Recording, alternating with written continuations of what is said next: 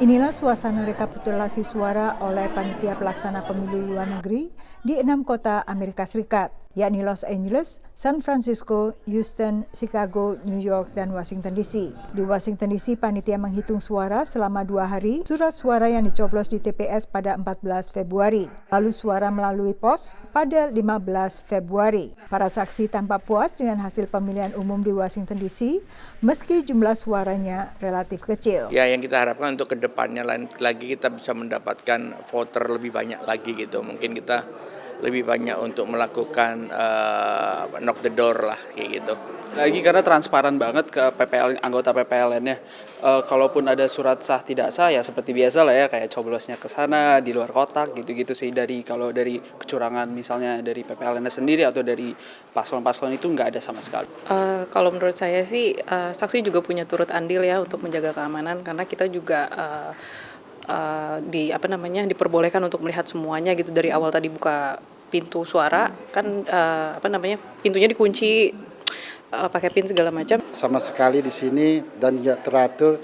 Lagi pun kalian kan sudah ada di sini dan menyerahkan dari kemarin dari tanggal 10 itu, iya kan? Jadi aman lah. Sementara PPLN New York dan Houston tak hanya menghitung surat suara dari TPS maupun pos, tapi juga surat suara dari kotak suara keliling atau KSK yang sebelumnya telah mendatangi pemilih di sejumlah kota dengan populasi besar warga Indonesia. Untuk New York ada juga surat suara dari KSK Philadelphia dan Dover. Sementara di Houston ada 7 KSK meliputi tak hanya negara bagian Texas, tempat Houston berada, tapi juga Arkansas, Florida, Georgia, Louisiana, dan Oklahoma.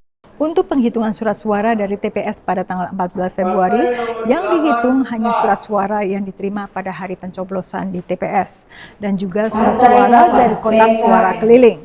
Tetapi untuk penghitungan lewat pos lebih fleksibel. Panitia akan menerima surat suara tambahan bahkan pada hari penghitungan 15 Februari hingga penghitungan ditutup.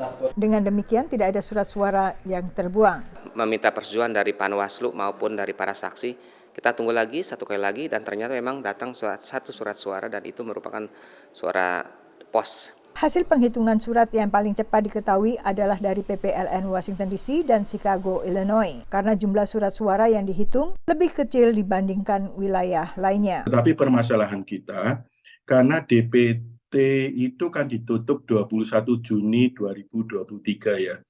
Jadi dengan jangka waktu 8 bulan, masyarakat kita ini cukup mobilitasnya itu tinggi. Jadi banyak yang sekolah, yang sudah lulus. Sementara PPLN lain perlu waktu lebih lama karena banyaknya jumlah surat suara dari pos yang baru mulai dihitung Kamis waktu setempat. Demikian laporan tim VOA.